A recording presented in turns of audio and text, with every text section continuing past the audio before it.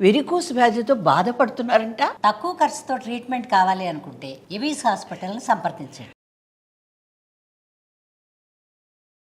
నమస్తే రమగారు. నమస్తే జయ. రమగారు, మనము రకరకాల భక్తుల కథలు చెప్పుకుంటాం కదా, అట్లా ఏదైనా ఒక భక్తుడి కథ. భక్తురాలి కథ చెప్పుకుందాం. ఓ ఓకే, భక్తురాలు. పూర్వం మనకి పాండురంగ స్వామి కథలు కొన్ని భలే వింతగా విచిత్రంగా అనిపిస్తాయి. అవునవును. ఆయన పుండరీకుడు కోసం వచ్చి వాకిట్లో నిలబడి ఎండలో నుంచున్నాయి, కాళ్ళు కాలుతున్నాయి అని చెప్పినా కూడా పుండరీకుడు బయటికి రాలేదని ఓ ఇటుకేసి దాని మీద నుంచో, కాళ్ళు కాలకుండా ఉంటాయి పంచలో నుంచోమన్నాడని చెప్పుకుంటాం. భక్తుల కోసం తనే తరలి వచ్చిన వాడు పాండురంగడు. తను వచ్చాడు వాళ్ళ వాకిట్లోకి. మామూలుగా మనం అన్ని దేవాలయాలు ఎలా చూస్తాం చేయ, ఎక్కడెక్కడెక్కడో ఉంటాయి స్వామి, ఎన్నో పరీక్షలకి గురి చేసి కానీ భక్తులకు కనపడ్డు. ఇక్కడ అట్లా కాదు, దేవుడిని నుంచోబెట్టేశాడు ఆయన. పుండరీకుడు బయట నుంచోమన్నాడు పాండురంగడిని, వాకిట్లో నుంచో, మా నాన్న సేవ అయ్యాకే వస్తాను నీ దగ్గరికి అని. నేను కృష్ణుడిని పిలిచినా రాలా, ఆయనే వెయిట్ చేశాడు. పరమ ప్రీతిగా ఉంటట పాండురంగడికి, చాలా తొందరగా సులభసాధ్యుడు. మామూలుగా విష్ణువు సులభసాధ్యుడు కాదు. కథల్లో మనకి పురాణాల్లో అలా చెప్తారు. పరమేశ్వరుడు సులభసాధ్యుడు, చాలా తేలికపాటి తపస్సుతోటి దొరికేస్తాడు, ప్రార్థనతో లభిస్తాడు. ఒట్టి అభిషేకం 2 చెంబులు నీళ్ళు పోసి శివయ్య దిగిరావయ్య అంటే దిగొచ్చేస్తాడని. విష్ణువు అట్లా రాడని, ఆయన అంత సులభంగా మన దగ్గరికి రాడు అని ఇలా కథల్లో వింటుంటాం. కానీ పాండురంగ అవతారంలో మాత్రము పరమ సులభ సాధ్యుడుగా ఉంటాడు. పిలిస్తే పలికేసి వాళ్ళ వెనకాల వాళ్ళ ఇంటికి వెళ్ళిపోయి అలా అట్లా చేస్తాడట. అట్లా ఉంటాడు ఆయన. పైగా ఈ విఠల నామధేయం చెప్తారు కదా, విఠల అంటారు. విఠల అంటే హార్ట్ పంపింగ్ అది పెరుగుతుందట. ఆ నామంలోనే అలా ఉంది, రక్తం పరుగులెత్తిస్తాడని. వాళ్ళు ఈ మరాఠీలు వాళ్ళు చెప్తారు. కొన్ని వీడియోలు వింటే విచిత్రంగా ఉంటుంది. మన దగ్గర ఏవేవో నామాలు ఉన్నాయి. ఈ విఠల నామధేయం కనుక ఎవరన్నా సరే విఠల విఠల విఠల విఠల అని 100 సార్లు అంటే కనుక బ్లడ్ సర్క్యులేషన్లో చేంజ్ మనకి బీపీ మీటర్లో కనపడిపోతుందట. అవును, అంత బాగా పనిచేస్తుంది. ఆయన అంత ప్రభావవంతంగా భక్తుల జీవితాల్లో మార్పు తెస్తాడని చెప్తారు. ఆయనకు సంబంధించిన ఒక కథ చెప్పుకుందాం. ఈయనట ఒకప్పుడు దేవాలయంలో ఉండి, విఠల స్వరూపంలో ఉండి, తను మొదట ఇదివరకు తీసుకున్నటువంటి కృష్ణావతారం జ్ఞాపకం వచ్చి ఆయనకి ఫ్లూట్ వాయిద్దాం అనిపించిందట. ఒక పిల్లను గ్రోవి తెచ్చుకుని దేవాలయంలో నుంచి పిల్లను గ్రోవి ఊదటం మొదలుపెట్టాడు. ఆ పిల్లను గ్రోవి శబ్దం బయట ఉన్న పశుపక్ష్యాదులన్నీ వింటున్నాయట. కొన్ని ఆవులు ఆ దేవాలయ ప్రాంగణంలో మేస్తున్నాయి. ఇది పూర్తిగా కవర్ చేయబడిన దేవాలయం కాదు, మండపం. ఆ మండపంలో ఉన్నాడు ఆయన ఈ విఠల స్వరూపంతో. అయితే ఈ ఫ్లూట్ ఊతుంటే ఆవులన్నీ చెవులు దోరగిలు పెట్టి చెవులు రెక్కించి వింటున్నాయి. ఆ వింటున్న ఆవుల్లో ఒకటి లేతగా మొన్న మధ్య కన్నా డెలివరీ అయిన ఆవు ఉంది. ఆ ఆనందంతో మామూలుగా ఏంటి సకింగ్ రిఫ్లెక్షన్స్ అంటాం, పాలు చేపుకి ఎట్లా వస్తాయి, ఆవుకి దూడ తగిలేసరికల్లా వచ్చేస్తాయి. లేదా వాటి దానికి సంతోషం, ఒళ్ళు కగురు పడిస్తే పాలు చేపుకొస్తాయి. మనుషులకైనా అంతే సంతోషము. ఆహార స్వీకారం చేసిన ఫుడ్ ఫుల్గా తిన్నా, మంచినీళ్ళు కడుపు నిండా తాగిన, దూడలు వచ్చి పొదుగును పట్టుకున్నా పాలు చేపుకొస్తాయి. దాని అలౌకికమైన ఆ ఆనందంలో దాని పాలు చేపుకొచ్చి పాలు ధార కారిపోతున్నాయట బయటికి. పాలధారలు బయటకు వచ్చేసి గాలికి ఆ పాలధారల్లోంచి కొంత నురుగెళ్ళి పాండురంగడి మీద పడిద్దట, ఆ విగ్రహం మీద. పాల నురుగు పడేసరికల్లా ఆయన ఎంత సంతోషించాడోట. తన మొహం మీద పడిన ఆ నురుగుకి సంతోషించి ఆవుని తన భక్తుల్లో ఒకటిగా చేర్చుకున్నాడు. అట్లాంటి వాడు పాండురంగడు. వినడానికి ఎంత బాగుంది, ఎంత ఆనందంగా అనిపిస్తుందో. ఆ ఆవు ఒక భక్తురాలుగా ఉంది. అయితే ఆ సమయంలో రకరకాలు జరిగినాయి సంఘటనలు. ఈ ఆవు భక్తురాలుగా ఉన్న తర్వాత ఒక బ్రాహ్మణ ఆయన అంత పాయసం వండి మరి కొద్దిగా ఏదో తేనె అవి వేసి నివేదన చేసి కొద్ది తెచ్చి పాండురంగడి ముందు పెట్టి వెళ్ళాడు. కాకి, అబ్బా పాండురంగడి దగ్గర ఏదో పెట్టారు, కొన్ని మెతుకులైన పక్కన ఉంటాయి, తిందామని పరిగెత్తుకుంటూ వచ్చింది. దాని రెక్కల వేగానికి చుట్టూతా ఉన్న దుమ్మంతా ఎగిరిపోయింది. పాండురంగడు అన్నట్ట, ఇది చక్కగా చుట్టూతా బోళ్ళంత దుమ్ముందని ఆ దుమ్మంతా పోగొట్టింది కాకి, నా వాకిలి శుభ్రం చేసింది, అందుకని ఈ కాకిని నా భక్తుల్లో చేర్చుకుంటున్నాను. కాకి కూడా మోక్షం ఇద్దామనుకున్నట్టు ఆయన మోక్షం ఇవ్వాలంటే ముందు ఒక దారి ఏర్పరచాలి. కాకి భక్తుల్లో చేరింది ఆవుతో పాటు. తర్వాత పక్కనే ఉన్న నదికి హంసలు వచ్చినాయట కొన్ని. ఒక హంస తన రెక్కలు అల్లారుస్తూ వచ్చి పాండురంగడి సన్నిధిలో దండం పెట్టుకోవడానికి వచ్చిందట. ఆ రెక్కల మీద నుంచి వచ్చిన నీరు చక్క కళ్ళాపి చల్లినట్టుగా శుభ్రంగా పడిందట వాకిలంతా. హంసను కూడా చేర్చుకున్నాడు. హంస చేరింది. తర్వాత ఒక చిలకట ఎవరింట్లోనో పెంపుడు చిలకగా ఉంది. పెంపుడు చిలక వాళ్ళ అమ్మాయి ఒక ముత్యాల హారం వేసుకుంటుందట. ఆ చిలక ఇంట్లో అంతా తిరుగుతుంది, పంజరంలోనూ ఉంటుంది. ఒకనాడు ఏం చేసిందట, ఆ అమ్మాయి వేసుకునే ముత్యాల హారాన్ని ముక్కుతో పట్టుకొచ్చి ఈయన సన్నిధిలో వాలిందట. అప్పుడే కాకి శుభ్రం చేసింది, హంస నీళ్లు జల్లింది. ఆ నీళ్లు జల్లిన చోట నిలబడిన ఈ చిలక ఏం చేసిందంటే దానికి ఏం తోచిందో ఆ దండని కాలుతో పట్టి టక్కు టక్కు టక్కు పొడిచి ఆ దండని తెంపేసింది.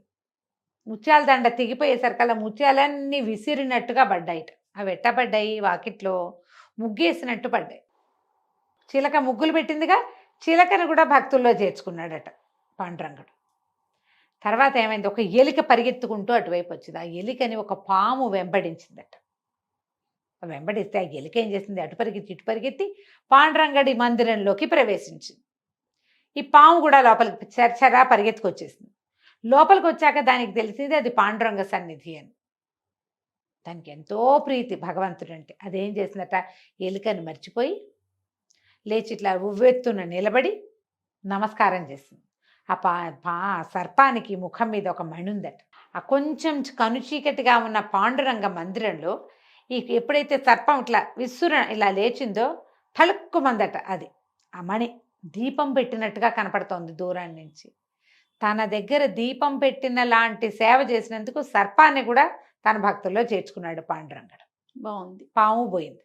తర్వాత ఏమైందట, వీళ్ళు పువ్వులు గివ్వులు తెచ్చిపెట్టేవాళ్ళు. ఒక తుమ్మెదల గుంపు వచ్చింది. మన ఏమంటారు, తేనెటీగల గుంపు. మామూలుగా తేనెటీగలు ఎక్కడైనా పట్టు పెడితే చుట్టుపక్కల ఎక్కడెక్కడ ఏ పువ్వు ఉన్నా సరే అవి పిచ్చి పువ్వు మంచి పువ్వు వాటికి ఏముండదు, అన్నిటి మీద పడి తిరుగుతూ ఉంటాయి. ఈ ఆలయ సన్నిధిలో కొన్ని పువ్వులు కనపడితే ఆ పువ్వులో ఏదైనా తేనుందేమోనని ఆ తేనెటీగ ఒకటి లోపలికి వచ్చింది. లోపలికి వస్తే స్వామివారికి పాదతీర్థం, పాదాలు కడిగిన నీళ్లు చోట పెడితే కొన్ని నీళ్ళు ఆ పువ్వుల మీద పడ్డాయి. ఇది తేనెతో పాటు ఆ పాదతీర్థాన్ని కూడా సేవించింది. ఆ తేనెటీగ తన పాదతీర్థం సేవించినందుకు తేనెటీగను కూడా భక్తుల్లో చేర్చుకున్నాడట. ఇలా పశుపక్ష్యాదులు ప్రతి వాటిని తన భక్తుల్లో చేర్చుకుంటాడు పాండురంగడు. అయితే మొట్టమొదటి చేర్చుకున్నాడు కదా ఆవుని. ఆ ఆవు మరణానంతరం ఒక బ్రాహ్మణ కులంలో ఒక బ్రాహ్మణ ఇంట్లో ఆడపిల్లగా పుట్టిందట. స్వామివారి భక్తికి ప్రతీకగా అక్కడ పుట్టింది. అదే అంటే ఆమెకు లభించిన ప్రతిఫలం అన్నమాట. జంతువుగా కాకుండా ఆ చక్కటి మానవ జన్మ, తర్వాత పూజా పునస్కారం చేసుకోగలిగే వాళ్ళ ఇంట్లో. ఆ పిల్ల పేరు సుశీల అని పెట్టారు. ఈ సుశీల భలే బుద్ధిమంతురాలు, చక్కగా ఉండేది. తండ్రి ఎంతో మంచివాడు. అయితే ఈ అమ్మాయికి ఒక సారంగుడని ఒక ఆయనతో వివాహమైంది. ఈయన పరమ క్రూరుడు, అతి పిసినారి. తను తినేవాడు కాదు, పెళ్ళాన్ని తినిచ్చేవాడు కాదు, పూజ కూడా సరిగ్గా చేసుకొని ఇచ్చేవాడు కాదు, ఎవరికి ఏమీ పెట్టనిచ్చేవాడు కాదు, వాళ్ళ ఇంటికి చుట్టాలే వచ్చేవాళ్ళు కాదు. ఎవరైనా వస్తే మాకు మైలొచ్చింది పురుడు వచ్చిందని చెప్పేసేవాడు. ఒక గుప్పెడు అన్నం పెట్టనిచ్చేవాడు కాదు. ఈ అమ్మాయికి సుశీలకి దానం చేసుకోవాలని కోరిక. ఎవరైనా ఇంటికి వస్తే ఏదైనా వాటి పెట్టాలి, ఏదో తినిపించాలి వాళ్ళకి. మంచినీళ్ళు తప్పిస్తే మరొకటి ఏమైనా ఇచ్చేవాడు కాదు. మజ్జిగ లేదు ప్రసక్తి, మంచినీళ్ళు అంతే. ఎప్పుడూ అలాగే ఉండేది. ఎవరు వచ్చినా ఇంతే. ఏ దేవాలయానికో పాల ఇద్దామంటే ఒప్పుకునేవాడు కాదు, ఒక కొబ్బరికాయ కొడదామంటే ఒప్పుకునేవాడు కాదు. ఏదైనా తిండి పదార్థాలు చేసినా చాలా పొదుపుగా, తనకింత పెళ్ళానికింత. ఎన్నాళ్ళకి సంతానం లేదు. ఈ పీనాస్థానంతో పిల్లలు కలగలేదని చెప్పుకునేవాళ్ళు. అయితే ఏమైందట, ఒకనాడు ఈయన ఏదో ఊరు వెళ్ళాల్సి వచ్చింది. భార్యతోటి ముందు రోజు ప్రయాణానికి వీలుగా కొంచెం మినపసున్ని, మురుకులు, కచ్చగొడీలు, చెక్కిలాలు ఏవో చేయించుకున్నాడు. ప్రయాణానికి మూట కట్టుకుని వచ్చాక తింటాను, నువ్వు ఇవన్నీ తింటే నీకు జబ్బు చేస్తున్నాను, అవన్నీ మూట కట్టి అటక మీద పెట్టుకున్నాడు. భార్యని ఇంట్లో ఉండమన్నాడు. నేను ఊరు వెళ్ళిపోతానని చెప్పి తను సర్ది పెట్టుకున్న సామాన్లు పుచ్చుకొని ఊరిపోయాడు. ఈవిడ వంట చేసుకుంటోంది. 3 రోజులుగా 2 రోజులుగానే వండింది. ఏం పెద్ద భర్త కూడా లేడు. రోజు ఆయనకి పెట్టి తింటాం అలవాటు. ఒక్కతే కంచం పెట్టుకుని తినబుద్ధి లేదు.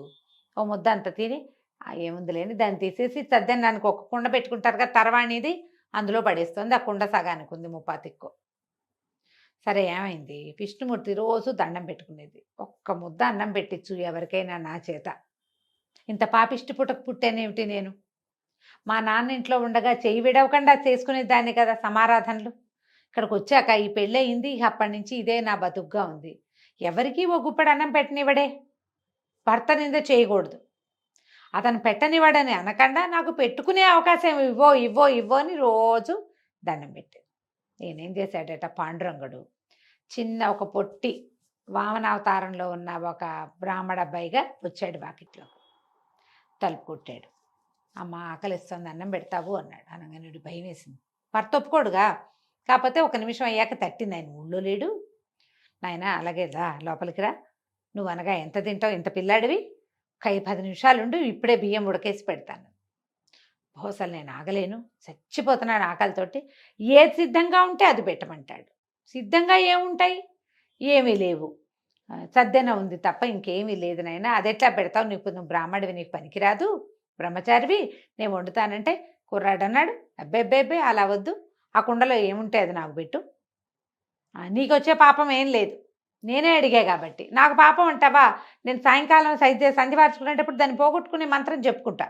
పట్టుకురా అన్నం అన్నాడు. సరే ఓ పేటేసి కూర్చోబెట్టింది, ఓ విస్తరేసింది, ఆ కుండ తీసుకొచ్చి పెట్టింది. తీసుకొచ్చి పెట్టబోతుంటే ఉండనే కుండలు అక్కుని బోర్లు ఇచ్చుకున్నాడు. అంత అన్నం తినేసాడు. ఒక మూలకి రాలేదు. ఇంకేమన్నా పెట్టవా అన్నాడు. తెల్లపోయింది ఇవిడు అంతా తినేసాడు. ఇప్పుడు చూస్తే ఇంతేమున్నాడు. సరే ఏం చేసింది, పొద్దున్నే అన్నం వండుకొని పెట్టుకుంది తన కోసం. ఆ అన్నం గిన్నె పట్టుకొచ్చి తిన్నాడు. తినేసాడు. ఇంకా తే అంటాడు.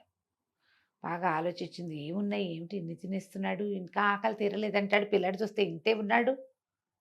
సరే ఏం చేసింది, అటక మీదకి ఒక బల్ల వేసుకుని ఎక్కి, భర్త దాచిపెట్టుకున్నాడుగా, రేపొద్దున ఆ వస్తువులు లేకపోతే చితకొట్టేస్తాడు తన్ని. అవన్నీ ఎందుకు తిన్నామంటాడు, ఎవరికి పెట్టామంటాడు, ఎవరికి పెట్టాము ఏదో అంటాడు. అదే ఎటాగో దెబ్బలు పడతాయి. సరే కానీలే, అయితే అయింది. ఈ పిల్లాడు ఎవరో, వీడి ఆకలన్నా తీరుద్దామని అవి కూడా పెట్టి ఒక 1/2 మినపసున్నుండలు, ఇన్ని చెక్కిలాలు చేగొడులు హాంఫట్టు మొత్తం తినేసాడు. ఇంకా నాకు ఆకలిస్తుంది. అర్థం కాలేదు, ఏమిటిది ఈ మాయ, ఇంత తింటారా ఎవరైనా? నేను 3 రోజులుగా తినకుండా అన్నం కుండలో పడేస్తే అదంతా తినేసాడు. ఈ పూట నాకు, నేను 40-30 ఏళ్ళ దాన్ని నేను వండుకున్నాను, 14 ఏళ్ళ పిల్లాడి తినేసాడు. 2 మినపసున్ను ఉండలు తింటే 2 గంటల ఆకలి వేయకూడదు లెక్క ప్రకారం. 1/2 ఉండలు తినేసి, ఇన్ని చెక్కిలాలు చేయకూడీలు కూడా తినేసి ఇంకా తేతే అంటే నేను ఎక్కడి నుంచి తెద్దును? సరే ఏమనుకుంది, ఇది ఏదో భగవన్మాయ, ఏదో జరుగుతోంది. వంట ఇంట్లోకి వెళ్ళి పొయ్యి వెలుగుతుంటే అవి అగ్నిహోత్రుడి దగ్గర నిలబడింది. తండ్రి, ప్రతి స్త్రీకి నువ్వే తండ్రివి. అగ్నిహోత్రుడే ఆడవాళ్ళకి తండ్రి. వాడొక్కడు సరిగ్గా ఉంటే ఆడవాళ్ళ జీవితాలు బాగుంటాయి. నాయన నన్ను రక్షించు. ఎప్పుడూ అతిథి కోసం అంగలారుస్తూనే ఉన్నా. ప్రతిరోజు ఒక్క అతిథికి ఒక్క పట్టెడన్నం పెట్టుకునే అవకాశం ఇవ్వమని భగవంతుడిని ప్రార్థన చేస్తూనే ఉన్నా పరిపరి విధాల. ఈ వచ్చిన అతిథి ఎవడో 3 రోజుల ఆహారం తినేసి ఇంకా తేతే అంటున్నాడు. చాలు అని అతను అనేదాకా ఉండే ఆహారాన్ని ప్రసాదించి పెట్టంటే అగ్నిహోత్రుడు సంప్రీతుడే. ఇల్లంతా ఆహారమేట. ఇక ఎన్ని కూరలు, ఎన్ని పులుసులు, ఎన్ని పచ్చళ్ళు, వడ్డించినట్టే ఉంది, తిన్నవాడు తిన్నట్టుగానే ఉన్నాడు. మొత్తం తినేసేట అక్కడ ఇంట్లో ఉన్నవి. ఇప్పుడు మళ్ళీ ప్రార్థించాల్సిన సమయం వచ్చేదాకా, నాయన సంప్రీతుడు అయ్యావా, ఇంకేమైనా తెమ్మంటావా అంటే బ్రేవని తీయించేట కుర్రాడు. తీయించి సంప్రీతుడు అయ్యాను, నీ ప్రార్థన వల్లే, నువ్వు ఎన్నాళ్ళుగానో నువ్వు పెట్టుకోదలుచుకున్న ఆహారం అంతా ఇవాళ తినేసాడు మొత్తం అని చెప్పి నిజ రూపంతో పాండురంగడుగా అమ్మాయికి దర్శనమిచ్చాడు. ఆడవలవల ఏడ్చింది, నా కోసం ఇంత శ్రమపడ్డావా తండ్రి, పొట్ట ఎంత నొచ్చానో, ఇన్ని పదార్థాలు తిన్నావు, ఇన్ని తింటే జబ్బు చేయదు అని చెప్పి నా కోరిక తీర్చడం కోసం నాకు ఇంత చేసావు, నాకు మోక్షం ప్రసాదించమని పాదాలు పట్టుకున్నాను. ఆయన అన్నట్టు, అప్పుడే నీకేం మోక్షం, నీకు ఇప్పుడు మోక్షం లేదు, మనవల్ని ఎత్తి, మునిమన్నవల్ని ఎత్తి అప్పుడు మోక్షం వస్తుంది, అప్పటిదాకా జీవించాలి నువ్వు అన్నాడు. అనేసరికి, అయ్యా నాకు సంతానమే లేదు, నాకు మనవలు మునిమనవలు ఎలా వస్తారు నాయన అంటే, నీ సంతానం లేకపోవటం ఏమిటి, నీతో పాటు 5గురు ఉన్నారు, వాళ్ళు 5గురు నీకు కొడుకులుగా పుడతారు, నువ్వు మనవల్ని ఎత్తుతావు, మునిమన్నవల్ని ఎత్తుతావు, ఈ సంసారం గంపెడయ్యేదాకా చూసి ఆ అప్పుడు- తర్వాత నీకు మోక్షం వస్తుంది అని చెప్పాడు. ఈ ఆవుతో పాటుగా పాండురంగడి సేవకి పాత్రత కలిగినటువంటి కాకి, హంస, పాము, తర్వాత ఎలుక? ఎలుక లేదు, పాము, తేనెటీగ, చిలుక. ఎలుక పారిపోయింది, పామే కదా పామే కదా, సేవించింది. అవునవును. అదే కాకి, హంస, చిలుక, పాము, తేనెటీగ 5గురు ఈవిడికి కొడుకులుగా పుట్టారు. ఓహో 5గురు కుమారులను కానీ తర్వాత ఎంతకాలమో పిల్లలతోటి సంతోషంగా ఉండి కుమారులకి వివాహాలు అయ్యి వాళ్ళకి పిల్లలు పుట్టి ఆ పిల్లలకు కూడా పిల్లలు పుట్టాక ప్రశాంతంగా విష్ణునామ స్మరణ చేసుకుంటూ ఈ సుశీల అన్న ఆవిడకి కైవల్యం లభించింది. అయితే ఈవిడ భర్త దుర్మార్గుడు, కటికవాడు. భగవంతుడు అతని మనస్సు మార్చేశాడట.